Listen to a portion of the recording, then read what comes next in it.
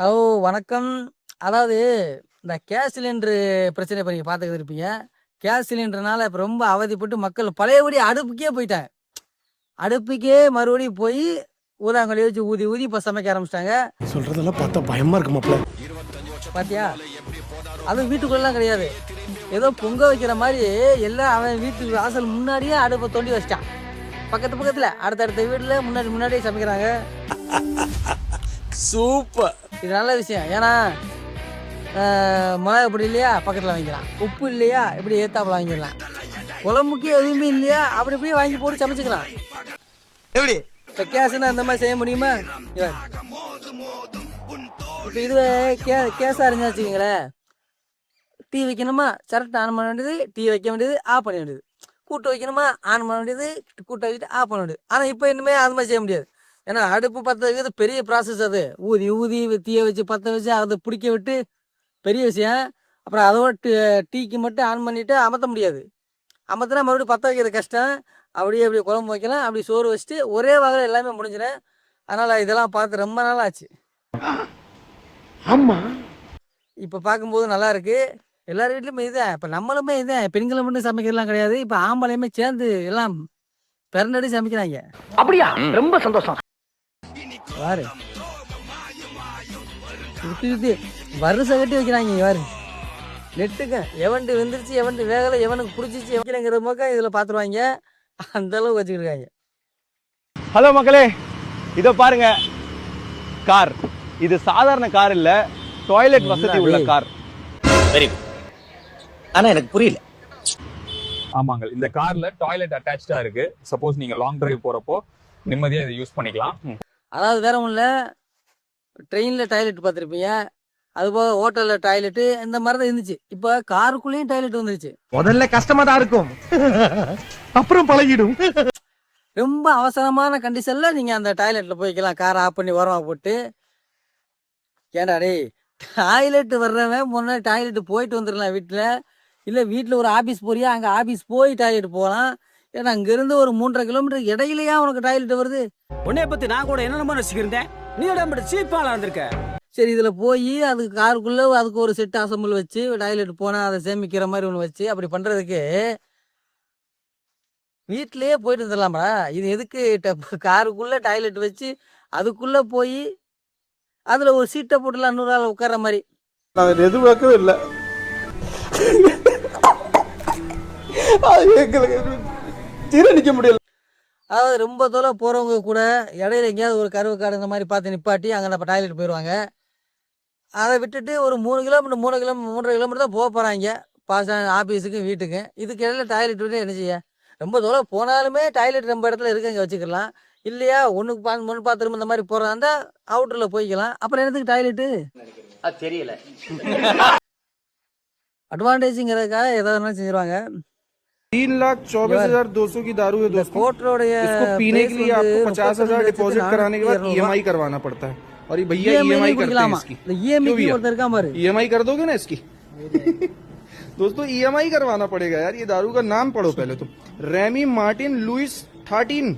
वाव, 3,24,200, 700 ml। அதாவது ஒரு பைக்கு டிவியில் எடுப்போம், காரு டிவியில் எடுப்போம், வீட்டு சாமானுக்கு இதெல்லாம் டிவியில் எடுப்போம். ஒரு நாள் மாதம் டிவி கொட்டுவோம். ஒவ்வொரு நாள் சமைக்கிறோம், கார் ஓட்டுறோம், பைக்கு ஓட்டுறோம். அப்போ அதில் வந்து சரி வேலை நடக்குது, அதுக்காக அந்த காசை கட்டுறேன். இது ஒரு குவாட்ரு 32 லட்ச ரூபா. ஆம், இதை கொடுத்து வாங்க முடியலன்னு பரவாயில்ல, டிவி வேறு ஆப்ஷன் இருக்குது. ஏன்னா குடிக்க முடியல, காசு இல்லைங்கிற தெரிஞ்சுட்டு போயிடலாம்ல. டிவி ஒன்று வச்சுன்னா கட்டிடுவேன். டிவி ஆப்ஷன் இருக்குங்க. இதை குடித்தா ஒரு 5 நிமிஷம் முடிஞ்சு போச்சு. குடிச்சு போட்டு எத்தனை வருஷம் இந்த டிவியை கட்டுவேன், நினச்சி கட்டுவேன். அத வேற ஞாபகப்படுத்திட்டீங்க. நெஞ்சமெல்லாம் பொண்ணு அறக்கு தம்பி. இந்த கையில் ஒரு பொருளை வச்சு டிவி கட்டினாலும் பரவாயில்ல, பிடிச்சி முடிச்சுட்டு 10 நிமிஷத்தில் டிவி கட்ட போகிறான். இப்படிலாம் சரக்கு இருக்குது. ஆனால் நிறையா இருக்குது இது மாதிரி விளையாட்டு உள்ளதெல்லாம். இதெல்லாம் பார்த்து சந்தோஷப்பட்டுக்குங்க. இதெல்லாம் வாங்கி குடிக்கணும்னு அனுமதிக்காது. எந்த குவாட்ரு குடித்தா 150 ரூபாய் குடித்தா கூட கோட்டுருதேன். அதை வாங்கி குடிச்சிட்டு குப்பரை அடித்து படுத்துட்டு காலையில் இருந்துச்சுலாம் வீட்டுக்கு கிளம்பி வேலைக்கு போகிறத விட்டுட்டு 32 லட்ச ரூபாய்க்கு குடித்தா அது தப்பு. சாரி மச்சி. ஒரு கார் நம்ம நார்மலாக ஓடுற காரு கூட அவ்வளோ ரேட் இல்லைடா. அது என்னடா இது ஒரு தாய் மாமன் சீரு, அதாவது மருமகளுக்கு நம்ம வாங்கிட்டு போகும்போது சீரு பாரு. வரிசை கட்டி வச்சிருக்கான் பாரு, என்னென்ன இருக்கு வருவ, நினைச்சதுலாம் எல்லாத்தையும் வாங்கி வச்சிருக்காங்க. இதெல்லாம் பழைய படத்துல பார்த்துருக்கேன், இப்போ நம்ம பார்த்ததில்லை. இது வேற ஒன்றும் கிடையாது, தாய் மாமன் மருமகளுக்கு எடுத்துகிட்டு போ சீரு. இந்த சீரில் நிறைய வகைகள் சொல்லுவாங்கல்ல, அது எல்லா சீரையும் காரில் வாங்கி வச்சு லாரியில் வாங்கி வச்சு அதை ஒரு பெருமையாக கூட்டி போகிறாப்புல. அதனால் நம்ம முன்னாடி காலத்தில் தான் சீர் கொடுக்குறது இதெல்லாம் நம்ம நிறையா பார்த்தோம். இப்போ அந்த அளவுக்கு பெருசாக இல்லை, ஆனால் இன்னும் ஒரு சில பேர் முன்னாடி மாதிரி இன்னும் சீர் கொடுக்குறாங்க. ஏன்னா தெரியுமா, ஏன்னா அதான் நம்ம கலாச்சாரம், நம்ம கல்ச்சர், நம்ம ஃபன்ஃபர். அது வந்து நம்ம என்கரேஜ் பண்ணோன்னா அது ஒரு பாராட்டணும். அப்போ தான் இன்னும் எல்லாருமே இதே மாதிரி செய்வாங்க. இல்லைன்னா முன்னாடி கொடுத்ததோட சரி, இப்போலாம் எங்கே சீர் கொடுக்குறாங்க, நம்மளே கொடுக்கல. ஈரக்கொலை அறுத்துருவேன். போன வாட்டி நம்ம கொடுத்த திருக்குறள் ஆஃபர்ல நம்ம கடையை தேடி நிறைய பேர் வந்து விசிட் பண்ணியிருந்தீங்க. ஒருத்தர் இல்ல, 2 பேர் இல்ல, நிறைய பேர் திருக்குறள் சொல்லியிருந்தீங்க. ரொம்ப சந்தோஷமா இருந்துச்சு. உருவு கண்டு எல்லாமே வேண்டும், உருவில் பெருத்து இருக்கு அச்சாணி அன்னார் உடைத்து பன்னெண்டாம் பாடம் கேப்பென்றில் கண்ணனாம் கண்ணோட்டம் இல்லாத கண் குற்றம் இல்ல நாய் குடி செய்த வாழ்வானை சுற்றுமா சுற்று உலகு பொருள் வரை பொருளாக வச்சு பொருள் இல்லை பொருள் எப்பொருள் யார் யார் வாய் கேட்கணும் அப்பொருள் மெய்ப்பொருள் காண்பதே. என்னடா அது, முன்னாடிலாம் ரேட்டில் ஏதாவது ஒரு சேலஞ்ச் செஞ்சால் கூட சாப்பாடு கொடுத்துருக்காங்க, இல்லை வர்ற பாதி ரேட்டுக்கு கூட சாப்பாடு கொடுத்துருக்காங்க. இது என்னடா அதிசயம், புதுசாக இருக்குது. அதாவது நீங்கள் சாப்பிட போகிறதா இருந்தால் திருக்குறள், ஏதாவது திருக்குறள் சொன்னால் சாப்பாடு உங்களுக்கு ஃப்ரீ. உங்களுக்கு காசு தேவையில்லை, எதுவுமே கொண்டு போக வேண்டியது அவசியம் இல்லை. திருக்குறளை மட்டும் நீங்கள் படித்து நேராக போயிட்டீங்கன்னா உங்களுக்கு பேமெண்ட்டு சாப்பாடு. திருக்குறள் மட்டும் தெரியணும். அது எப்படி சரி, அப்படி எல்லாரும் ஒரே திருக்குறளை மட்டுமே நிறைய கொண்டு போனாங்கன்னா எல்லாரும் அவன் திருக்குறளை சொல்லி சாப்பிட்டு வந்துட்டா. ஸோ இதுவும் ஒரு இதோடைய ட்ரிக்கு தான். சில இதுகள் சொல்லி கொடுத்தாத்தேன் அடுத்தது அந்த இடத்துக்கு வருவாங்க போவாங்க. ஆனால் இருந்தாலுமே நீங்கள் திருக்குறளுக்கு இந்த சாப்பாடு தராங்க. அதனாலுமே ஆளுக்கு தெரிஞ்ச திருக்குறளோ இல்லை ஒவ்வொரு திருக்குறளை யார்ட்டையாவது கேட்டுட்டோ போய் ஆளுக்கு ஒரு திருக்குறளை சொல்லி பானிபூரி சாப்பிட்டு வந்துருங்க. சூப்பர், நல்லா இருக்கு.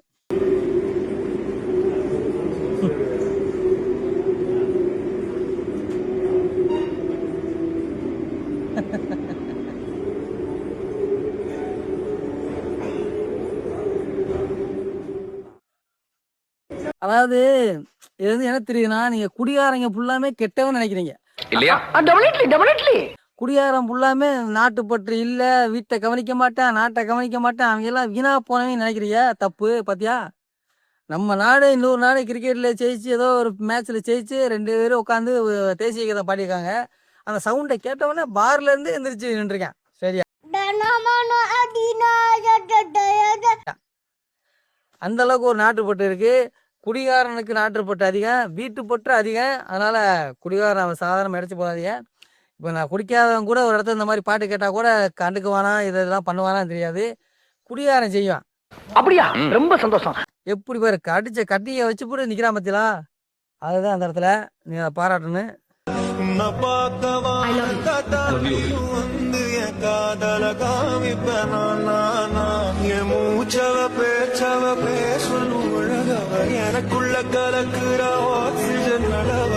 அதாவது 2 பிள்ளையும் கல்யாணம் பண்ணிக்கணுங்கிறத எவ்வளவு சிம்பாலிக்கா சொல்றாரு பத்தியா.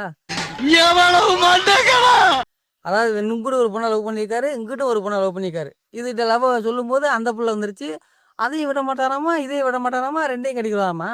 ஆனால் சில பிள்ளைய செவலை தேய்ச்சி அறந்துட்டு ஒன்று போயிருக்கேன். ஸோ 2 பொண்டாட்டி கல்யாணம் பண்ணுறவங்களுக்கான ஒரு பதிவு இது. ஆனால் இந்த மாதிரிலாம் செய்யாதீங்க.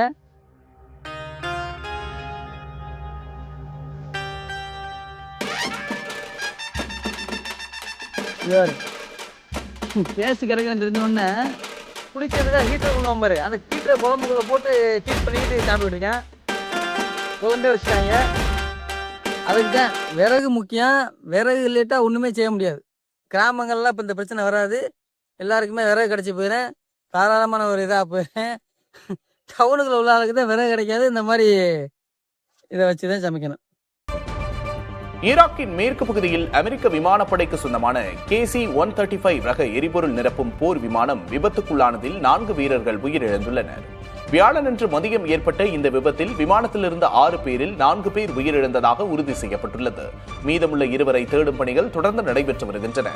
விபத்து தொடர்பாக விசாரணை நடைபெற்று வருவதாகவும், எதிரி தாக்குதல் காரணமாக இந்த விபத்து நிகழவில்லை என்றும் முதற்கட்ட தகவல்கள் தெரிவிக்கின்றன. அதாவது ஈரானும் இதோ ஒரு 100 நாடு சண்டை போட்டுக்கிட்டு இருக்கு பயங்கரமாக. அங்கிட்டு குண்டு இங்கிட்டு இருந்து பாம்பு அங்கிட்டும் போட்டு அந்த நாடு ரொம்ப உருகுலைஞ்சு போயிட்டு இருக்கு. இந்த மாதிரி நிலைமையில தான் நம்மளுக்கு வந்து நம்ம நாட்டு பற்றே தெரியும். ஏன் அங்கே சண்டை போட்டால் ஈரான் வந்து நம்ம பக்கம் சண்டை போடவோ, அந்த நாடு வந்து நம்ம பக்கம் சண்டை போடவோ ரொம்ப நேரம் ஆகாது. ஒரு நாட்டுக்குன்னு ஒரு பலம் இருக்குது. அது நம்ம நாட்டில் அவங்க செய்ய முடியாது. அவங்க இல்லை, எவனாலையுமே நம்ம நாட்டில் செய்யவும் முடியாது, குண்டும் போட முடியாது, ராக்கெட் விட முடியாது. ஏன்னா நம்ம நாட்டில் நம்மால் ஒருத்தர் தண்டியாக நட்டு வச்சுட்டு போயிருக்காரு, அக்குன்னு ஏவுகணைன்னு ஒரு அண்ணன்.